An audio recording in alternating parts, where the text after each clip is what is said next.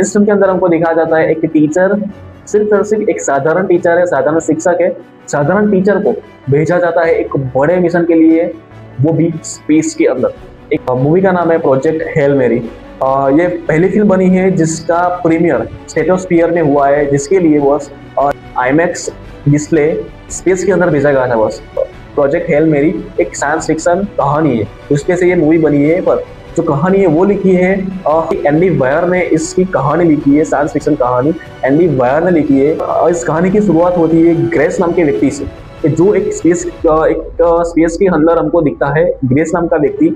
और वो जागता है, नींद से जागता है, और उसको कुछ भी याद नहीं होता, ना अपना नाम ना पता, वो उधर क्या कर रहा है कुछ भी नहीं। उसको एक मिशन पे भेजा गया। उसके बाद उसको धीरे धीरे सब पता चलता है कि सूरज की जो ऊर्जा है वो कम हो रही है, और जिससे पूरी धरती पर विनाश आ जाएगा। पूरी धरती है वो ठंडी बन जाएगी। आने वाले 30-35 साल के अंदर पूरी धरती का विनाश हो जाएगा और धरती खतरे में है। और इसी के लिए वैज्ञानिकों ने एक खास मिशन बनाया जिसका नाम है प्रोजेक्ट हेल मेरी। और कहानी के अंदर और ज्यादा जान तब आती है जब वो ग्रेस नाम का जो व्यक्ति है, जो उसका मिलन होता है एक एलियन से, जीरो उसका मिलन होता है एक एलियन से, और जिसका नाम वो रखता है एलियन का नाम रॉकी बाय। रॉकी नाम लगता है उस एलियन का। रॉकी नाम का जो एलियन है वो भी अपने प्लेनेट को उसी तरह बचाने के लिए स्पेस के अंदर गया है, क्योंकि उनका भी वो सन है, उनका भी जो सूर्य है वो भी इसी तरह खत्म हो रहा है। उसी वजह से वो भी वो स्पेस के अंदर आया है। उसको कैसे धरती को कैसे बचाया जा सके, या फिर जो ऊर्जा सूर्य की जो ऊर्जा खत्म हो रही है तो वो कैसे उसका कुछ इलाज ढूंढ सके। इसीलिए वो भी जो जिस तरह से ग्रेस आया है उसी तरह से वो एलियन भी, वो रॉकी भी वहाँ पे स्पेस के अंदर पहुंचा है बॉस। सबसे बढ़िया बात तो वहीं पे है कि ग्रेस और जो एलियन है वो दोनों एक अलग अलग प्लेनेट से आए हैं, अलग अलग उनकी लैंग्वेज भी अलग अलग है, अलग अलग प्लेनेट भी है, पर उन दोनों का मिशन सेम ही है। इसलिए उन दोनों में हो जाती है दोस्ती, और वो मिलजुल के वो जो उसका जो मिशन है वो पार पाने की, मतलब कि वो मिशन है उसको सक्सेसफुल बनाने के लिए वो दोनों मिलके काम करते हैं उस एक मिशन के लिए। और तब पता चलता है कि एक माइक्रो ऑर्गेनिज्म सूरज की जो ऊर्जा है उसको खा रहा है बस। एस्ट्रोफेज को रोका नहीं गया तो वो पूरी धरती का विनाश कर देगा। बहुत इंटरेस्टिंग आगे बढ़ती है और काफी जगह पे इमोशनली भी हमको जुड़ती है। और साइंस ऐसे साइंस के पहलू हमारे सामने रखती है कि शायद कोई नॉर्मल इंसान जो इस मूवी को देखने गया है ना, वो इस मूवी से इतना जुड़ा भी नहीं लग सकता, या फिर वो दिमाग उसका चल भी नहीं पाता कोई नॉर्मल इंसान। दोस्ती के अंदर इमोशनल वाला पल भी हमको दिखाई देता है। और जो ग्रेस और रॉकी उन दोनों की जो दोस्ती है ना, उसके अंदर हमको इमोशनल वाला एंगल भी हमारे सामने रखते हैं, और एक सेक्रीफाइस वाला मोमेंट भी हमारे सामने आता है, और उसके साथ साथ एक सर्वाइवल वाला भी मजा ये मूवी हमको प्रदान करती है बस। और ग्रेस जो टीचर है उसके बारे में तो सिर्फ यही है कि आप एकदम से जागते हो और आपको कुछ भी याद नहीं है, आप बिल्कुल अकेले हो, और अंतरिक्ष के अंदर स्पेस के अंदर बिल्कुल आप अकेले हो, और आपको अचानक से पता चले कि सिर्फ आप पे वो निर्भर है कि पूरी धरती को बचाने का जिम्मा सिर्फ आप पे है, तो आप क्या करोगे बॉस। और यही है प्रोजेक्ट हेल मेरी की कहानी बॉस। जो साइंस, इमोशन और सैक्रिफाइस एक अलग लेवल सेट करता है इसका। फ्रेंडशिप भी बहुत अच्छी खासी रुला देने वाली कह सकते हो, या फिर थोड़ा आंखों में पानी देने वाली ये कहानी भी रहती है बॉस।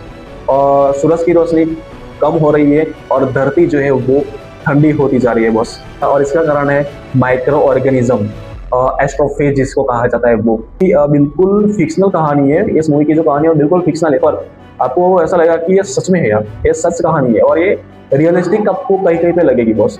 और रॉकी नाम का जो एलियन है उसकी आंखें भी नहीं है बॉस, उसका मुंह भी नहीं है।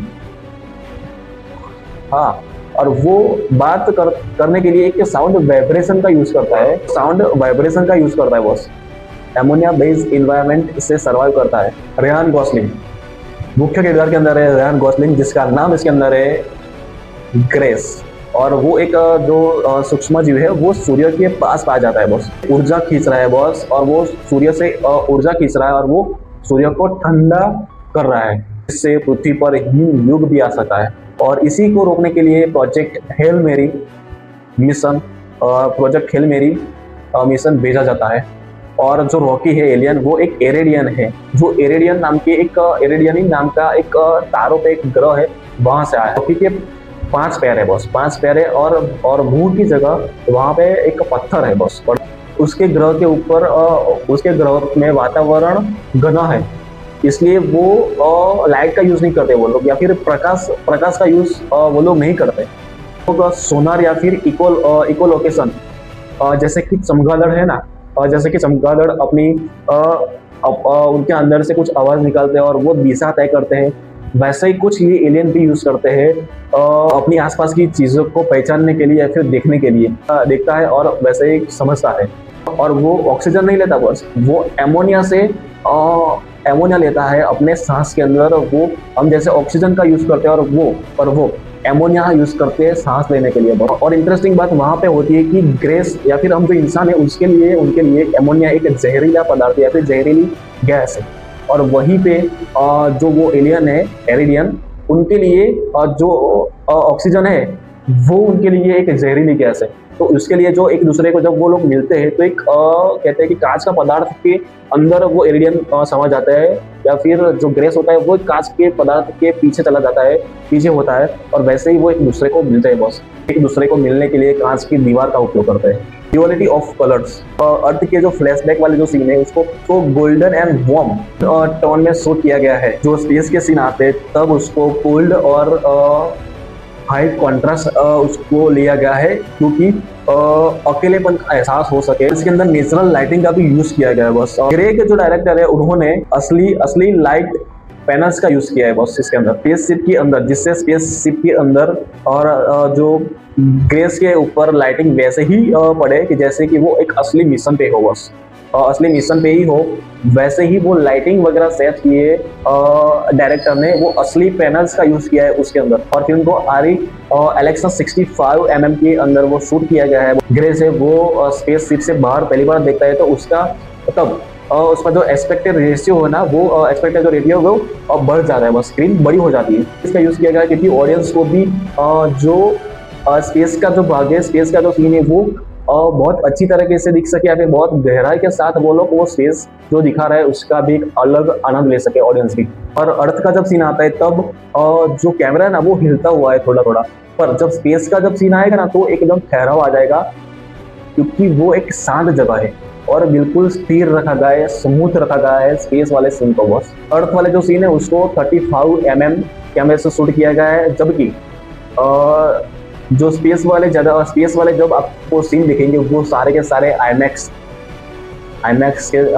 कैमरे से शूट किए गए हैं बस। स्पेस वाले जो सीन है वहाँ पे जो रियान गॉसलिंग है उसको जो लटकाने वाला, फिर हवा में तैरने वाले, स्पेस के अंदर तैरने वाले जो सीन है उसके लिए उसको टर्नेड सरफेस जो वार होते हैं उसके साथ बांधने के वो सीन क्रिएट किए गए। और उसके बाद वो VFX वगैरह से जो सरफेस के जो वार होते हैं वो हटा दिए गए। रॉकी नाम का जो एलियन है वो पूरी तरीके से CGI नहीं है बस, उसके लिए पहले डायरेक्टर ने एक पपेट तैयार किया गया था, क्योंकि जो रयान गॉसलिंग को भी लगे कि वो एक असली किस एलियन से बात कर रहा है, इसलिए और उसको भी पता चले कि एग्जैक्टली उसको कहाँ देखना है और कहाँ पे वो बात वगैरह उससे करनी है। गॉसलिंग की नजर सिर्फ बिल्कुल उस पे ही पड़े, इसलिए उन्होंने एक पपेट तैयार किया गया है। ग्रेस है वो एक स्पेसशिप के अंदर वाला जो सीन है वो भी एक असल सीन है, एक स्विच है, यहाँ तक कि जो कमांड भी ग्रेस देता है वो सामने भी वो अटेंड करता है कमांड भी बस। और सब वो रियलिस्टिक है, वो स्क्रीन हो, स्विच हो, कुछ भी नकली नहीं, वो सब रियलिस्टिक है बॉस। और इस मूवी के बजट के बारे में बात करें तो $200 मिलियन से $250 मिलियन इस मूवी का बजट माना जाता है बॉस।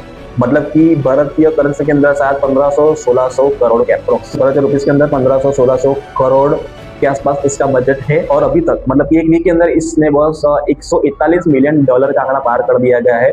और मतलब कि भारतीय मुद्रा के अंदर, रुपीस के अंदर 1100-1200 करोड़ के आसपास ही शायद इसका आंकड़ा पार कर दिया गया है। तो अच्छा खासा ये चल रही है, ऐसा कह सकते हो, और आगे भी चलती रहेगी ऐसा मान सकते हैं, क्योंकि एक अच्छी खासी फिल्म है, अच्छी खासी साइंस फिक्शन वाली ये फिल्म है। IMAX के लिए ही ये फिल्म बनाई गई है, और IMAX के अंदर ही आपको देखने के अनुभव वो बहुत बेस्ट रहेगा नॉर्मल स्क्रीन से। IMAX के अंदर आप ज़्यादा इंजॉय कर सकोगे इस फिल्म को, और मैं कहता हूँ। और ज़्यादातर वो वाले सीन्स के जो स्पेस वाले सीन है स्पेस वाले या फिर स्पेस शीप वाले जो सीन है वो ज़्यादा बेटर रहेंगे और देखने में बहुत अच्छा, आंखों को भी सुकून मिलेगा। वो VFX कह सकते हो या फिर नहीं, VFX का उपयोग तो ज़्यादा अगर नहीं किया, पर वो जो भी सीन्स आपके सामने आएगा वो आपको बाहर जाएंगे, वैसे सीन होगी और अच्छी खासी। और साइंस फिक्शन वाली, ट्रूली साइंस फिक्शन का जो बाप कहा जाता है ना, वो ये मूवी मेरे को लगी बॉस, मजा आ गया।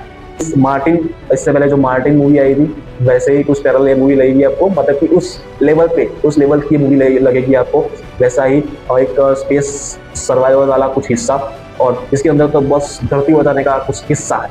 तो कैसे वो धरती बचाता है कि नहीं बचाता है वो आपको देखने इस मूवी के अंदर है, कि कैसे वो जो सूरज के अंदर जो सूक्ष्म जीव जो है वो खा रहे उसकी ऊर्जा को, सूर्य की ऊर्जा को वो खा रहे, तो कैसे वो लोग जो एलियन और वो दोनों मिलकर कैसे वो लोग बचाते हैं, क्या खोजते हैं कि वो सूर्य की ऊर्जा को खाए नहीं वो जीव, उसके लिए वो क्या करते हैं और क्या समाधान क्या निकालते हैं, क्या होता है वो बॉस आपको देखना पड़ेगा इस मूवी के अंदर। मैं नहीं बताऊंगा, पर आखिर का क्लाइमैक्स भी कैसा होता है कैसा नहीं वो आपको इस मूवी के अंदर ही पता चलेगा। आप मूवी देखिए और खुद जान जाइए। बाकी मिलते हैं अगले वीडियो में। वंदे मातरम।